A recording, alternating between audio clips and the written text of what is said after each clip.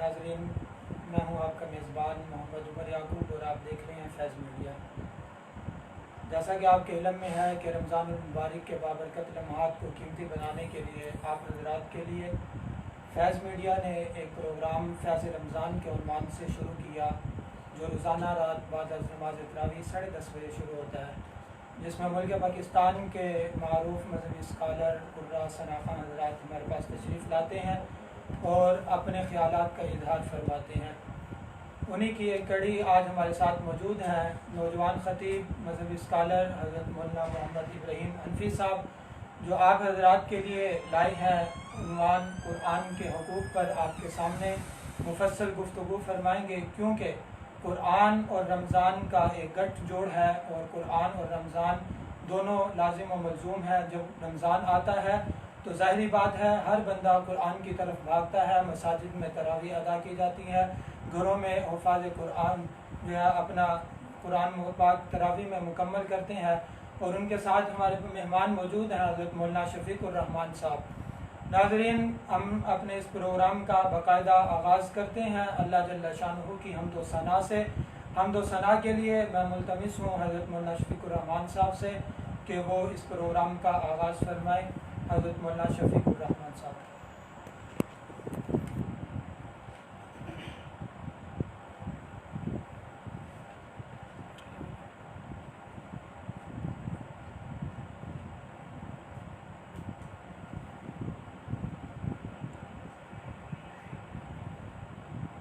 قسمت سے مل گئی ہے قیادت حضور کی،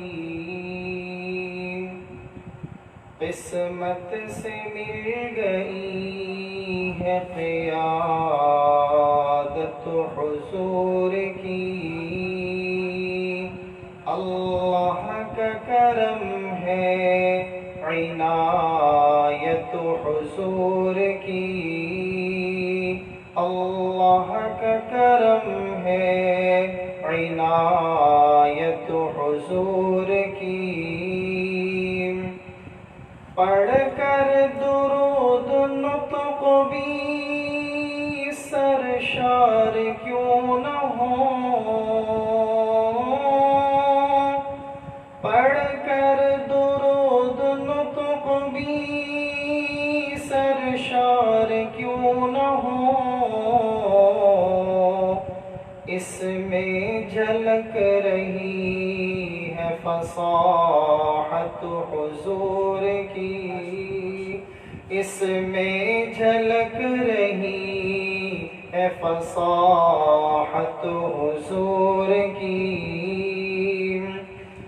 رب کریم شان کریمی کا واسطہ،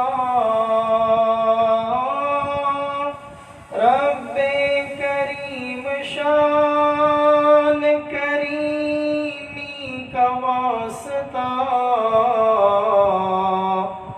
جنت میں ہو نصیب رفاقت حضور کی، جنت میں ہو نصیب رفاقت حضور کی، اللہ کا کرم ہے عنایت حضور کی۔ کیفی خدا نصیب کرے اپنے فضل سے، کیفی خدا نصیب کرے اپنے فضل سے، الفت کے ساتھ ساتھ اطاعت حضور کی، الفت کے ساتھ ساتھ اطاعت حضور کی، قسمت سے مل گئی ہے قیادت حضور کی، اللہ کا کرم ہے عنایت حضور माशाअल्लाह खूबसूरत कलाम से हमारे दिलों को मुनव्वर फरमा रहे थे। अब मैं मुल्तमिस हूँ अपने मेहमान ख़ुसूसी हज़रत मौलाना मोहम्मद इब्राहीम हनफी साहब से कि वो तारीख़ के औराक में से कुरान के हुकूक़ के उन्वान पर हमारे लिए जो मोती समेट कर लाए हैं उन्हें हमारे सामने पेश फरमाएँ, बखेरें।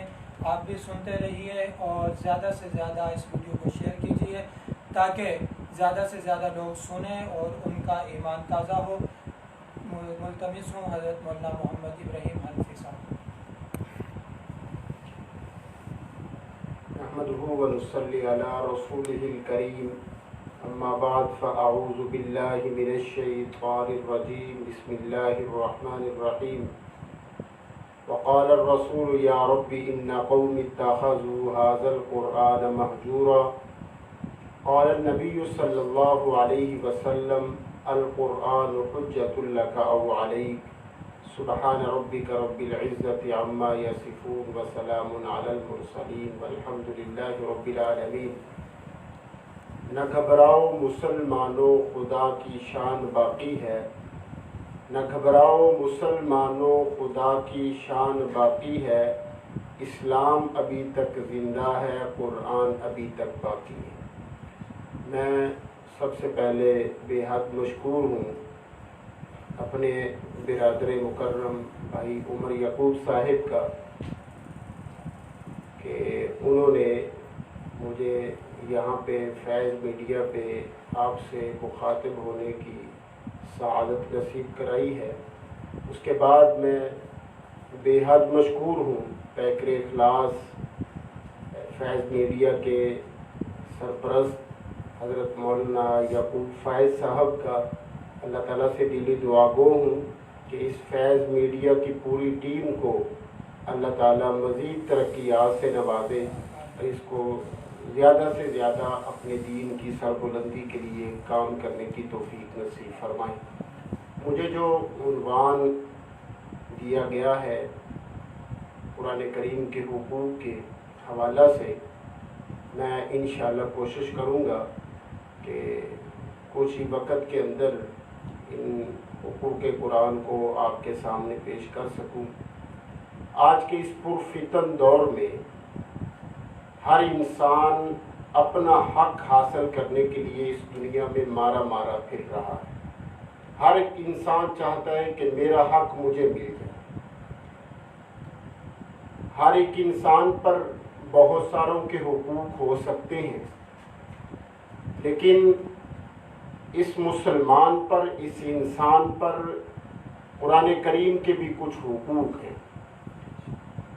जब इंसान इस जुस्तजू में लगेगा तो इससे पता चलेगा कि इस पर कुरान करीम के 5 हक हैं। मेरे और आपके महबूब आका जनाब नबी करीम सल्लल्लाहु अलैहि वसल्लम ने फरमाया कि जो मुसलमान कुरान करीम के इन 5 हुकूक को अदा कर दे, कल क़यामत के दिन अल्लाह की अदालत में इंसाफ के कटहरे में यही कुरान करीम होगा जो इस इंसान का सबसे बड़ा सिफारिशी होगा। अगर हुकूक कुरान की अदायगी नहीं की होगी, फिर यही कुरान करीम होगा जो इस इंसान के खिलाफ सबसे बड़ा गवाह होगा। तो सबसे पहली चीज़ ये ज़रूरी है कि हम जानें कि हम पर कुरान करीम के कौन कौन से हुकूक हैं। कुरान करीम का सबसे पहला हक जो हमने अदा करना है, हमारे ज़िम्मे, वो ये है कि हम कुरान करीम पर ईमान लाएं। कुरान करीम ने जो अक़ायद, जो नज़रियात, जो हक़ाइक़ बयान किए हैं, इंसान उस पर आंखें बंद करके उस पर ईमान लाए। कुरान करीम ने बहुत से वाक़यात ऐसे बयान किए हैं जिनको इंसानी अक़ल समझने से कासिर है। इंसानी अक़ल नहीं समझ सकती। मिसाल के तौर पे कुरान करीम ने 1400 साल पहले कहा वनज़अुल मवाज़ीनल क़िस्त लियौमिल क़ियामा, कि क़यामत के दिन तुम्हारे आमाल को तोला जाएगा, तुम्हारे गुनाहों का, नेकियों का वज़न किया जाएगा। लेकिन इंसानी अक़ल कुरान करीम की इस फसीह व बलीग बात को नहीं समझ सकी। جیسے جیسے ایام گزرتے گئے، لیل و نہار گزرتے گئے، انسان نے ترقی کی، تو آج وہ وقت بھی آ گیا جب انسان کا بخار تولا جانے لگا، گرمی اور سردی کا درجہ حرارت تولا جانے لگا، گیس اور CNG کا وزن کیے جانے لگا، تو انسانی عقل میں وہ بات آ گئی جس کو 1400 سال پہلے اللہ کے قرآن نے کہا تھا وَنَزَعُ الْمَوَازِينَ الْقِسْطَ لِيَوْمِ الْقِيَامَةِ۔ اسی طرح ہمارے شب و روز کا مشاہدہ ہے، ہم روزانہ دیکھتے ہیں کہ آگ کے اندر جو چیز بھی ڈالے، آگ اسے جلا کے راکھ بنا دیتی ہے، آگ کے اندر پتھر کو ڈالے، پتھر کو سیاہ بنا دیتی ہے، انسان کو ڈالے، انسان کو جلا کے راکھ بنا دیتی ہے۔ لیکن اللہ کا قرآن کہتا ہے کہ جس وقت حضرت ابراہیم علیہ السلام کو آگ کے چیخے کے اندر ڈالا گیا تو آگ نے انہیں نہیں جلایا، بلکہ آگ نے ان کے رنگ کو بھی کالا نہیں کیا۔ قلنا یا نار کونی بردم وسلاما علی ابراہیم، یہاں آگ کا نہ جلانا انسانی عقل کے خلاف ہے، انسانی تجربہ اور مشاہدہ کے خلاف ہے۔ ہم کہیں گے جناب یہ سب کے خلاف ہو، جب اس کو بیان اللہ کے قرآن نے کر دیا ہے تو اس پہ ایمان لانا ہمارا حق ہے۔ اسی طرح ہم اگر کسی چیز کو پتھر کے اوپر مارے تو پتھر نہیں ٹوٹتا بلکہ وہ چیز ٹوٹ جاتی ہے۔ اگر پتھر کے اوپر کلہاڑے کو مارے تو اس سے آگ کے انگارے نکلتے ہیں، آگ کے شرارے نکلتے ہیں۔ اگر لکڑی کو پتھر پہ مارے تو پتھر نہیں ٹوٹتا بلکہ لکڑی ٹوٹ جاتی ہے۔ لیکن یہاں پہ اللہ کا قرآن کہتا ہے کہ جس وقت حضرت موسیٰ علیہ السلام نے اپنے ہاتھ میں پکڑی ہوئی لاٹھی عصا پتھر پہ مارا تو لکڑی نہیں ٹوٹی بلکہ پتھر ٹوٹ جاتا ہے، اور اس سے آگ کے انگارے نہیں نکلتے بلکہ اس سے پانی کے چشمے جاری ہوتے، ایک دو چشمے نہیں۔ اللہ کا قرآن کہتا ہے فَانْفَجَرَتْ مِنْهُ اثْنَتَا عَشْرَةَ عَيْنًا، 12 چشمے جاری ہوئے۔ تو یہ قرآن کریم کے بیان کردہ حقائق ہیں، ہم ان پہ آنکھیں بند کر کے ایمان لائیں۔ آج ہر ایک انسان کہتا ہے کہ سائنس نے بڑی ترقی کی، انسان چاند پہ چلا گیا۔ یاد رکھیں سائنسدان اور سائنس ٹیکنالوجی آج جو کچھ بھی بیان کر رہی ہے اس کو 1400 سال پہلے اللہ کا قرآن بیان کر چکا۔ مثال کے طور پہ میں 2-3 مثالیں عرض کرنا چاہوں گا۔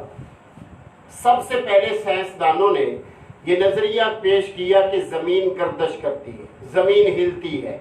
پھر اس نظریے کو سائنسدانوں نے جھٹلایا کہ زمین گردش نہیں کرتی بلکہ آسمان گردش کرتا ہے۔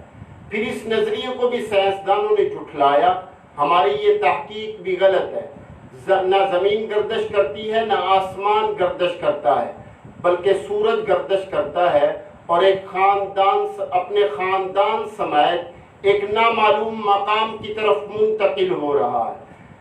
آخر میں سبھی نے یہ حتمی نظریہ پیش کیا، لیکن میں قربان جاؤں اللہ تیرے قرآن کی صداقت پہ جس نے 1400 سال پہلے اس حقیقت سے پردہ ہٹاتے ہوئے بڑے صاف لفظوں میں کہا وَالشَّمْسُ تَجْرِي لِمُسْتَقَرٍّ لَهَا ذَلِكَ تَقْدِيرُ الْعَزِيزِ الْعَلِيمِ۔ میڈیکل سائنس نے ہمیں آج بتایا کہ زندگی کا سب سے بڑا عنصر پانی ہے، پانی نہ ہو انسان زندہ نہیں رہ سکتے، چرند پرند زندہ نہیں رہ سکتے۔ لیکن میں قربان جاؤں اللہ تیرے قرآن کی صداقت پہ جس نے 1400 سال پہلے اس حقیقت سے پردہ ہٹاتے ہوئے بڑے صاف لفظوں میں کہا وَجَعَلْنَا مِنَ الْمَاءِ كُلَّ شَيْءٍ حَيٍّ، ہم نے ہر جاندار چیز کو پانی سے پیدا کیا ہے۔ میڈیکل سائنس نے ہمیں آج بتایا کہ بچہ ماں کی جس جھلی میں پرورش کرتا ہے وہ در حقیقت 3 جھلیوں 3 پردوں کا نام ہے جس میں ہوا روشنی نہیں پہنچ سکتی۔ میڈیکل سائنس اور سائنسدانوں نے ہمیں آج بتایا، لیکن میں قربان جاؤں اللہ تیرے قرآن کی صداقت پہ جس نے 1400 سال پہلے اس حقیقت سے پردہ ہٹاتے ہوئے بڑے صاف لفظوں میں کہا یخلقکم فی بطون امہاتکم خلقا من بعد خلق فی ظلمات ثلاث، وہی ذات ہے جو ماں کے رحم کے اندر 3 پردوں میں بچے کی پرورش کرتی ہے، جس میں ہوا روشنی نہیں پہنچ سکتی۔ تو عرض کرنے کا مقصد یہ ہے کہ قرآن نے بہت سے واقعات بیان کیے ہیں جو انسانی عقل جس کو نہیں سمجھ سکتی۔ تو ہمیں چاہیے کہ ہم قرآن کریم پر ایمان لائیں، قرآن کا سب سے پہلا حق، اور قرآن کریم کا دوسرا حق یہ ہے کہ ہم تلاوت قرآن کریں، قرآن کی تلاوت کریں۔ یہ ایسا حق ہے کہ جس کے بارے میں اللہ تعالیٰ نے اپنے محبوب پیغمبر کو کہا وَرَتِّلِ الْقُرْآنَ تَرْتِيلًا ترتیلا، محبوب قرآن کو ٹھہر ٹھہر کے مزہ لے لے کر قرآن کی تلاوت کیا کرو۔ اس حکم کے اترنے کی دیر تھی، جناب نبی کریم صلی اللہ علیہ وسلم کا تلاوت کا شوق اس حد تک بڑھ گیا کہ جبرائیل خدا کا کلام لے کے آتے، جبرائیل خدا کا پیغام لے کے آتے، جبرائیل ابھی تک پورا نہیں پڑھتے تھے، اللہ کے نبی پہلے پڑھنا شروع کرتے تھے۔ اللہ کو کہنا پڑا لا تعجل بالقرآن من قبل ان یقضى الیک وحی، محبوب وہی پوری تو ہو جانے دیا کرو، اتنا تلاوت کا شوق۔ آج نوجوان فیس بک، واٹس ایپ اور یوٹیوب پہ اتنا مصروف ہو چکا ہے کہ اس کو اللہ کے قرآن کی تلاوت کا ٹائم ہی میسر نہیں۔ آج کے نوجوان سے قرآن کریم بہت دور ہو چکا ہے، قرآن کریم کو آج کا نوجوان چھوڑ چکا ہے۔ لیکن ہم تاریخ اسلام کا مطالعہ کریں تو ہمیں اپنے اسلاف میں سے 4 شخصیات ایسی ملیں گی، تاریخ کے صفحات پہ ان کے نام درج ہیں کہ وہ ایک رکعت میں ایک قرآن کریم مکمل کیا کرتے تھے۔ میں نام عرض کر دیتا ہوں، ان میں 2 صحابہ کرام ہیں اور 2 تابعین ہیں جو ایک رکعت میں ایک قرآن کریم مکمل کیا کرتے تھے۔ صحابہ کرام میں ایک بہت بڑا نام ہے، خلیفہ ثالث امیر المؤمنین حضرت عثمان بن عفان رضی اللہ تعالی عنہ۔ وہ نبی کے صحابی ہیں اور نبی کے دوہرے داماد ہیں۔ اللہ کے نبی صلی اللہ علیہ وسلم کی 2 بیٹیاں رقیہ اور کلثوم یہ حضرت عثمان بن عفان کے نکاح میں آئی ہیں۔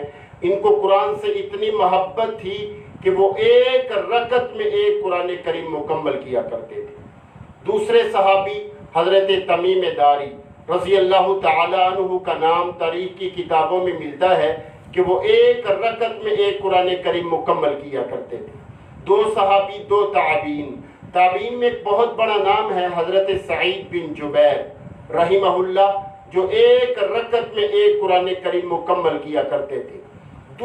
دوسرے تابعی امام الائمہ تلمیذ الصحابہ امام سواد اعظم امام اعظم ابو حنیفہ رحمہ اللہ کے بارے میں آتا ہے کہ وہ ایک رکعت میں ایک قرآن کریم مکمل کیا کرتے تھے۔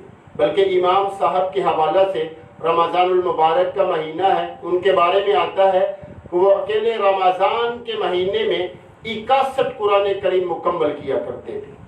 ان کی ترتیب کیا ہوتی تھی؟ ایک قرآن کریم دن کو پڑھتے، ایک رات کو نفلوں میں پڑھتے، ایک قرآن کریم وہ جو تراویحوں میں سناتے، ادھر سے عید کا چاند نظر آتا، ادھر امام صاحب کے 61 قرآن مکمل ہو جایا کرتے تھے۔ یہ ذوق تھا تلاوت قرآن پاک کا۔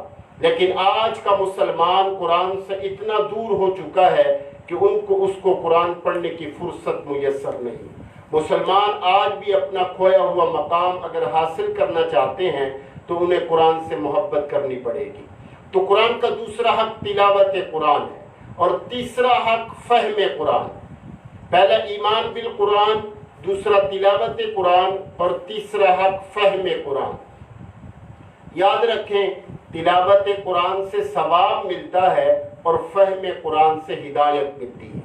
تلاوت قرآن ثواب کا ذریعہ ہے اور فہم قرآن ہدایت کا ذریعہ ہے۔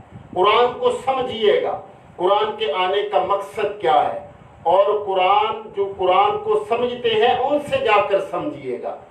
جو اپنی ملازمت سے ریٹائر ہو جاتے ہیں پھر وہ مفسر قرآن بن جاتے ہیں۔ ہمیں ان سے نہیں، قرآن ان سے سیکھیے گا جنہوں نے چٹائیوں پہ بیٹھ کے، جنہوں نے سکے ٹکڑے کھا کھا کے اللہ کا قرآن سیکھا، جو ساری ساری رات مصلی پہ کھڑے ہو کے جنہوں نے اللہ کو راضی کیا، اللہ کے محبوب کو راضی کیا، جو ساری زندگی جنہوں نے اپنے قرآن کے لیے وقف کر دی، علماء سے جو 10 سال لگا کے 15 سال لگا کے اللہ کا قرآن سیکھتے ہیں، ان سے سیکھیے گا۔ وہ آپ کو قرآن کے معانی، قرآن کے مطالب، قرآن کا شان نزول، آیات کا شان نزول، سورتوں کا شان نزول، وہ آپ کو بتائیں گے۔ فلاں سورت کس موقع پہ نازل ہوئی، فلاں آیت کس مقام پہ نازل ہوئی، یہ علماء آپ کو بتائیں گے، ان سے سیکھیے گا۔ آج کے اس زمانہ میں قرآن سیکھنا بڑا ضروری ہے۔ جو یہ کہتا ہے کہ مجھے پتہ نہیں چلتا کہ کون سا فرقہ ٹھیک ہے کون سا نہیں ٹھیک، اس کو چاہیے وہ قرآن کو سیکھے۔ اللہ تعالیٰ انشاءاللہ تعالی قرآن کے اس سیکھنے کی برکت سے اللہ تعالیٰ اسے سیدھا راستہ، صراط مستقیم والا راستہ دکھلا دے گا انشاءاللہ۔ تو یہ ضروری ہے اس دور میں۔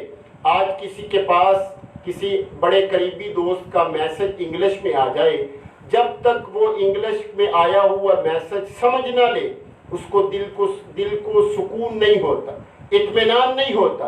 کبھی کسی کی جا کے منت اور سماجت کرے گا، کسی کے جا کے درخواست کرے گا، لیکن اے مسلمان، یہ تو نے سوچا ہے یہ قرآن کس کا پیغام ہے، یہ قرآن کس کا رکا ہے؟ اس احکم الحاکمین کا، اس مالک لم یزل کا، جس کی شان یہ ہے اذا اراد اللہ شیئا ان یقول له کن فیکون، کہ جب وہ کسی کام کے کرنے کا ارادہ کرتا ہے تو ہاتھوں سے کچھ نہیں کرتا، بلکہ کن کہتا ہے فیکون ہو جاتا ہے۔ کن کہتا ہے زمین کو پستی ملتی ہے، آسمان کو بلندی ملتی ہے، سورج کو حرارت ملتی ہے، چاند کو برودت ملتی ہے، ستاروں کو کہکشائیں ملتی ہیں۔ بلکہ علماء نے تو یہاں تک لکھا کہ وہ کن کہنے کا بھی محتاج نہیں ہے، یہ کن بھی میرے اور آپ کو سمجھانے کے لیے ہے۔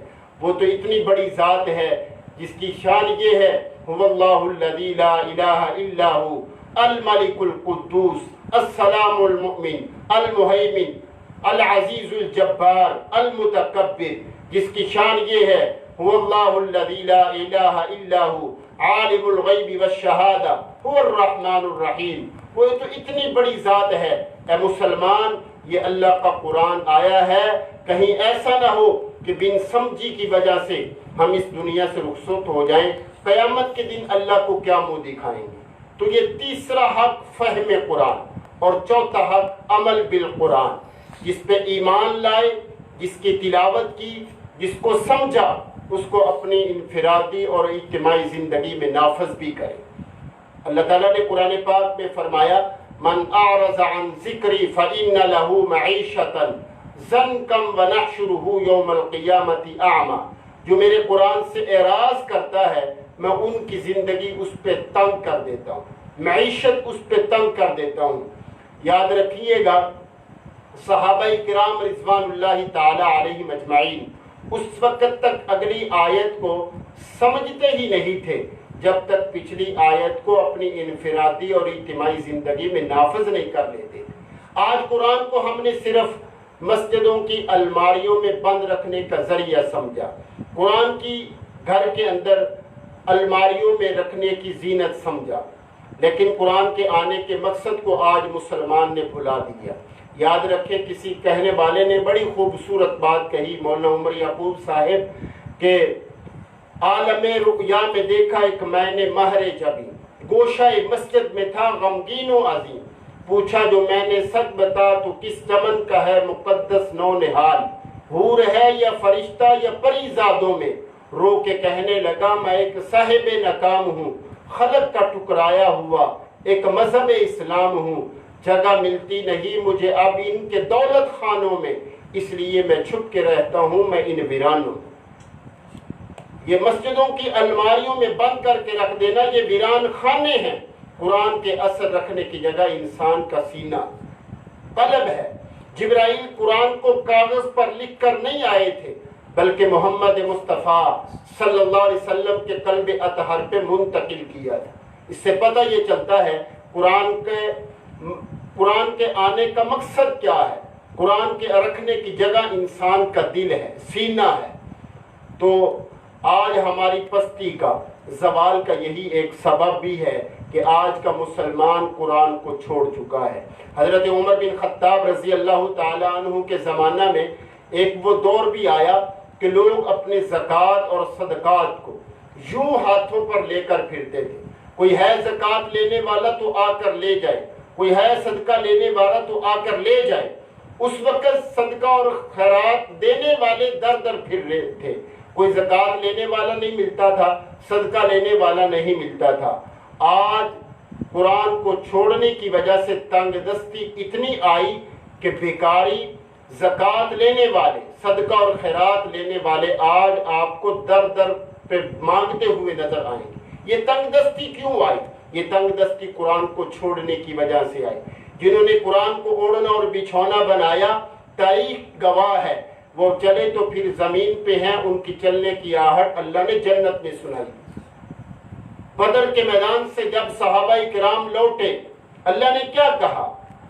اعملوا ما شئتم قد غفرت لکم قد بدلت سیئاتکم حسنات. جاؤ میرے صحابہ جو مرضی کرو, میں نے تو تمہاری برائیوں کو بھی اچھائیوں میں بدل دیا. صحابہ کرام کی کیا شان ہے. مولانا نور الحسن شاہ بخاری رحمہ اللہ ہمارے بزرگوں میں ایک بہت بڑا نام ہے. وہ فرماتے ہیں کل قیامت کے دن جس وقت میں اور آپ اللہ کے حضور پیش ہوں گے, اللہ تعالیٰ میرے اور آپ کے بارے میں کہیں گے کہ دیکھو اس نے نمازیں کتنی پڑھی ہیں, اس نے روزے کتنے رکھے ہیں, حج کتنے کیے, عمرے کتنے کیے ہیں. لیکن جس وقت اصحاب پیغمبر کی باری آئے گی, جس وقت نبی کے جانثاروں کی باری آئے گی, اللہ تعالیٰ کسی صحابی کے بارے میں یہ نہیں کہیں گے کہ اس صحابی کی دیکھو اس نے نمازیں کتنی پڑھی ہیں, روزے کتنے رکھے. نہیں, یاد رکھو مسلمانوں, 1.25 لاکھ صحابہ کرام کی نجات ان کے اعمال کی وجہ سے نہیں ہوگی, بلکہ 1.25 لاکھ نبی کے یاروں کی نجات نبی کی صحبت کی وجہ سے ہوگی. انہیں نبی کی صحبت ملی ہے, اور اللہ تعالیٰ نے نبی کی سیرت کو صحابہ کرام سے ان کے ذریعے سے مکمل فرمائی. اللہ تعالیٰ نے قرآن پاک میں فرمایا لَقَدْ كَانَ لَكُمْ فِي رَسُولِ اللَّهِ أُسْوَةٌ حَسَنَةٌ. تمہارے لیے نبی کی زندگی اسوہ حسنہ ہے, ضابطہ حیات, آئیڈیل لائف ہے. کوئی انسان بھی کسی زندگی کے کسی موڑ پہ کھڑے ہو کر یہ نہیں کہہ سکتا میں زندگی کے فلاں موڑ پہ کھڑا تھا, نبی کی سیرت نے مجھے راستہ نہیں بتایا. آج کے اس زمانے میں بھی نبی کی سیرت بادشاہ کو بھی راہ بتاتی ہے, نبی کی سیرت عوام الناس کی بھی رہنمائی کرتی ہے, نبی کی سیرت حکمران کی بھی رہنمائی کرتی ہے, نبی کی سیرت ایک سیاستدان کی بھی رہنمائی کرتی ہے, نبی کی سیرت تاجر کی بھی رہنمائی کرتی ہے, نبی کی سیرت مزدور کی بھی رہنمائی کرتی ہے, نبی کی سیرت حدود و قصاص کے مسائل میں بھی رہنمائی کرتی ہے. اب ایک آدمی نے چوری کی, اس کا ہاتھ کہاں سے کاٹا جائے؟ اگر نبی چوری کرتے تو یہ ذات نبوت کے خلاف تھا. اگر کوئی بھی نہ کرتا آج امت کو نمونہ نہ ملتا. چور کہہ سکتا تھا جناب مجھے نمونہ نہیں ملا, میں ہاتھ کیوں کٹواؤں. آج بھی مکہ المکرمہ, مدینہ المنورہ کی سرزمین بھی آج بھی یہ قانون نافذ ہے کہ چور کتنے پیسے کی چیز چرائے تب اس کا ہاتھ کاٹا جائے. اگر نبی چوری کرتے جاتے نبوت کے خلاف تھا, کوئی بھی نہ کرتا, امت کو نمونہ نہ ملتا. اللہ نے 1-2 کام صحابہ کرام سے کروائے. جب امت کو نمونہ مل گیا تو اللہ تعالیٰ نے اپنے کہ انہوں نے بڑی بڑی تکلیفیں برداشت کر کے, سنسار ہو کے, اپنے ہاتھوں کو کٹوا کر انہوں نے امت کو نمونے فراہم کیے ہیں. تو پھر میں کیوں نہ کہوں پہنچا اسلام ہم تک, یہ صدقہ ہے صحابہ کا, اٹھا جھولی دعائیں دے یہ فیض ہے صحابہ کا. تو یہ قرآن کا چوتھا حق عمل بالقرآن, اور 5واں اور آخری حق یہ ہے کہ ہم قرآن کی تبلیغ کریں, اشاعت کریں.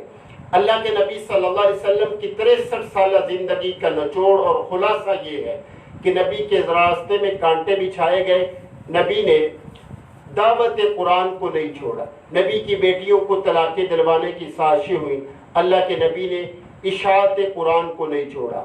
حضور علیہ السلام کو 3 سال کے لیے شب ابی طالب کی جیل گھاٹی میں بند کر دیا گیا. حضور علیہ السلام نے پتے کھا کھا کے وہاں پہ گزارا کیا, 3 سال شب ابی طالب کی جیل گھاٹی میں رہے, لیکن اشاعت قرآن سے باز نہیں آئے. خود ہی نہیں صحابہ کرام کو بھی اس میں شامل کی فرمایا, ابو بکر تو بھی شامل ہو جا, عمر, عثمان و علی تم بھی شامل ہو جاؤ. بلکہ ڈاکٹر عبد الرحمن رافت پاشا نے سور من حیات صحابہ میں لکھا ہے اللہ کے نبی صلی اللہ علیہ وسلم جس وقت کسی دوسرے ملک کے بادشاہ کے نام خط لکھتے تھے اس میں بھی کوئی اور بات نہیں لکھی ہوتی تھی، اس میں بھی قرآن لکھا ہوتا تھا فَإِنَّ الْأَرْضَ لِلَّهِ يُورِثُهَا مَن يَشَاءُ وَالْعَاقِبَةُ لِلْمُتَّقِينَ۔ اللہ کے نبی صلی اللہ علیہ وسلم نے جس وقت اپنی زندگی کا آخری اور فرضی حج کیا تو وہاں پہ 7 لاکھ صحابہ اکرام موجود تھے۔ آخری بات کہنے لگا ہوں، صحابہ اکرام کا ٹھاٹھے مارتا ہوا انسانوں کا سمندر تھا۔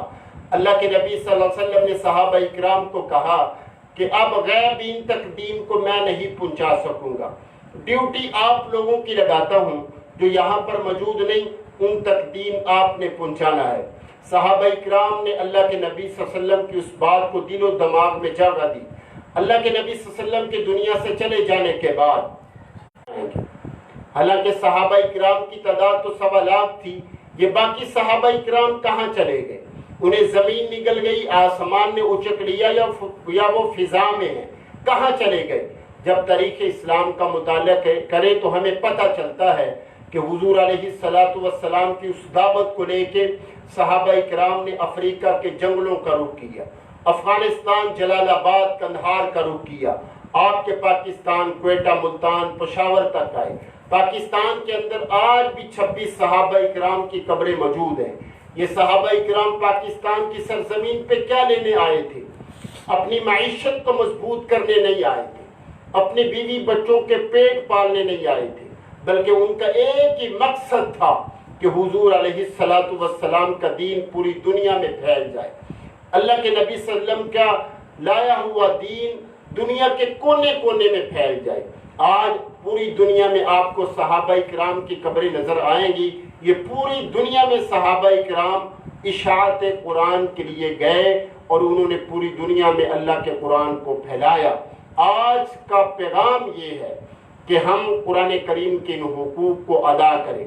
سب سے پہلا حق ایمان بالقرآن، دوسرا حق تلاوت قرآن، اور تیسرا حق فہم قرآن، اور چوتھا حق عمل بالقرآن، آخری حق اشاعت قرآن۔ قرآن کا کھویا ہوا مقام اگر حاصل کرنا چاہتے ہیں، دنیا میں پھر حکمرانی چاہتے ہیں، تو ہمیں چاہیے ہم قرآن کو اوڑھنا اور بچھونا بنائیں، جس طرح صحابہ اکرام نے، اہل بیت عظام نے قرآن سے محبت کی، قرآن کو اوڑھنا اور بچھونا بنایا۔ اللہ ان کا نام قیامت تک انشاءاللہ باقی رکھے گا۔ انہی لوگوں کا نام باقی رہتا ہے جو دین کے لیے کچھ کام کر کے چلے جاتے ہیں۔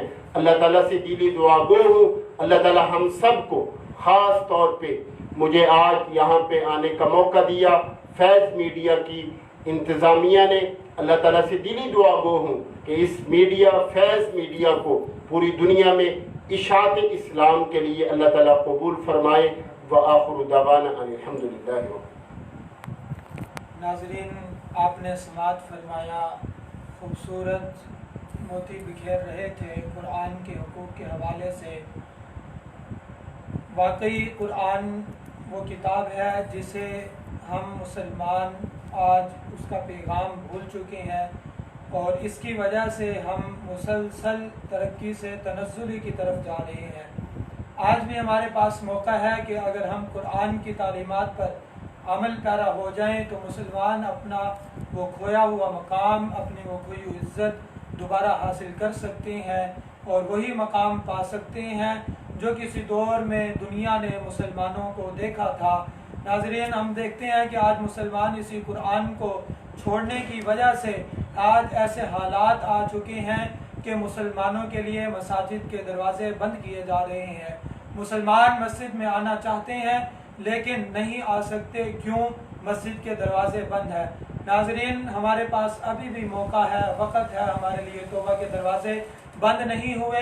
ہم اللہ سے توبہ کر کے، استغفار کر کے، ہم قرآن کی طرف رجوع کر کے، مساجد کی طرف رجوع کر کے، اپنے سابقہ گناہوں کی معافی منگوا کے، اللہ سے توبہ استغفار کر کے اپنے گناہ بخشوا سکتے ہیں۔ وہ وقت پھر دور نہیں کہ ابھی تو مسجدوں کے دروازے بند ہوئے ہیں، ایسا نہ ہو کہ وہ وقت آئے کہ ہمارے لیے توبہ کے دروازے بھی بند ہو جائیں۔ اللہ جل شانہ سے دعا ہے کہ اللہ جل شانہ ہم سب کو عمل کرنے کی توفیق عطا فرمائے۔ اب میں آخر میں ایک مرتبہ پھر ملتمس ہوں حضرت مولانا شفیق الرحمان صاحب سے کہ وہ اپنے پرمغز کلام سے ہماری اس محفل کا اختتام فرمائیں۔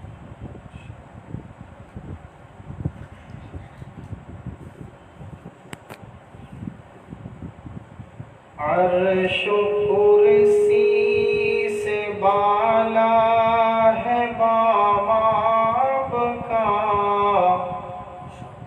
عرش و کرسی سے بالا ہے بام آپ کا، آگے اللہ ہی جانے مقام آپ کا،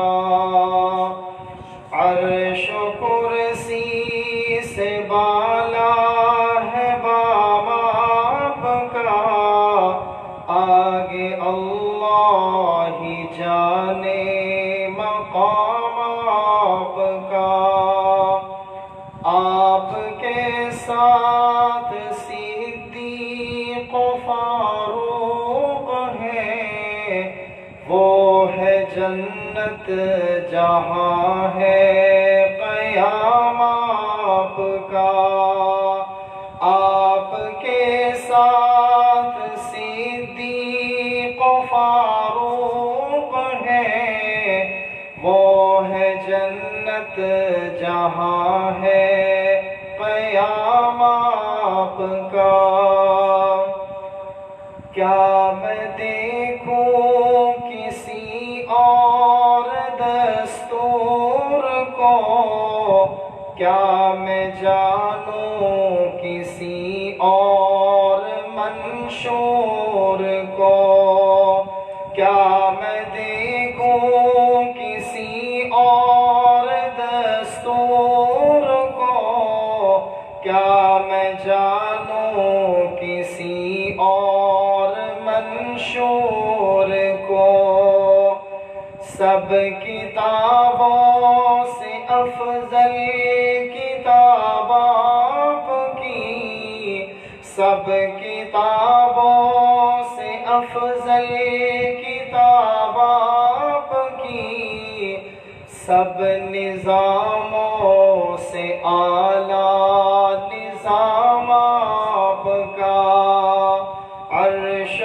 کرسی سے بالا ہے بام آپ کا، آگے اللہ ہی جانے مقام آپ کا،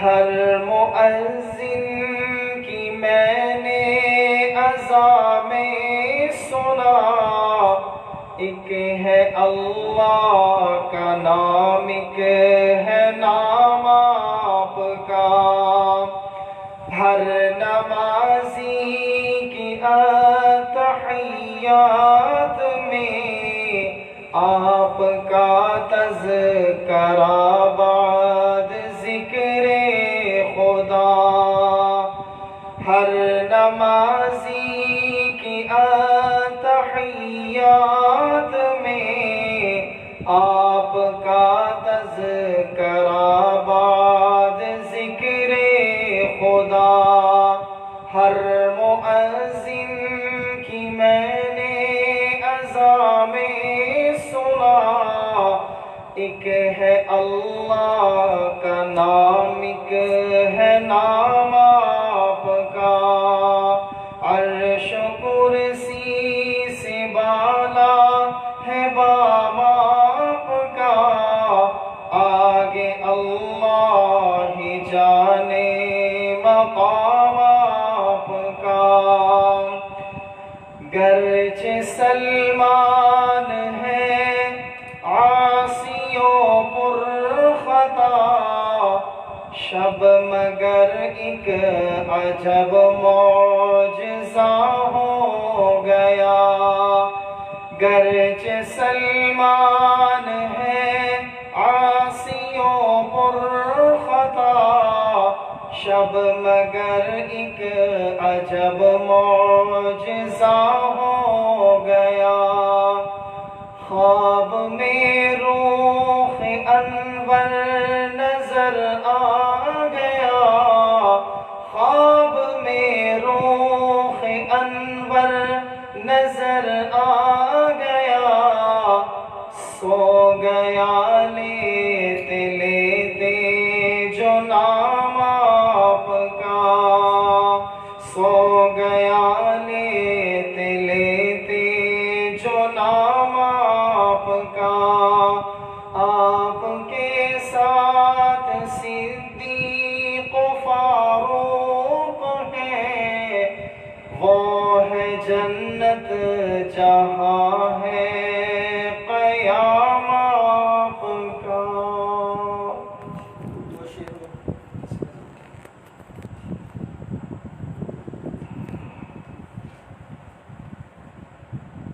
پہچان ہے مومن کی اور عشق کا پیمانہ، پہچان ہے مومن کی اور عشق کا پیمانہ، جب نام نبی آئے آنکھوں کا چھلک جانا، پہچان ہے مومن کی اور عشق کا پیمانہ،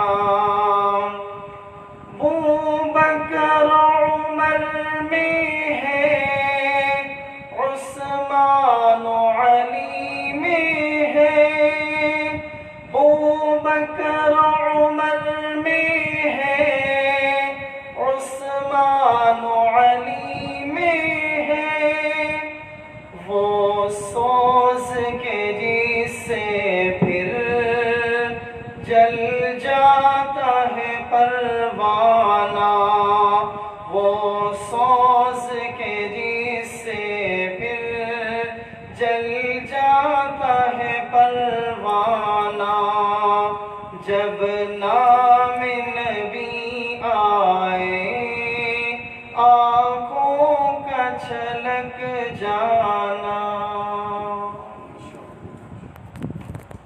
جی تو ناظرین، آج کا پروگرام آپ نے مکمل دیکھا، امید ہے آپ کو پسند آیا ہوگا، نعتیہ کلام نعتیہ اشعار بھی پسند آئے ہوں گے، جو گفتگو حضرت نے فرمائی وہ بھی پسند آئی ہوگی۔ تو ہر روز بعد نماز تراویح ٹھیک 10:30 بجے ہمارا یہ پروگرام فیض رمضان شروع ہوگا، ہمارے فیس بک پیج پہ دیکھتے رہیے، اپنے رمضان المبارک کے بابرکت لمحات کو قیمتی بناتے رہیے۔ اس کے ساتھ ہم آپ سے اجازت چاہتے ہیں، بریک کے بعد ملتے ہیں انشاءاللہ کل ٹھیک 10:30 بجے۔ اجازت دیجیے، آپ کا میزبان محمد عمر یعقوب۔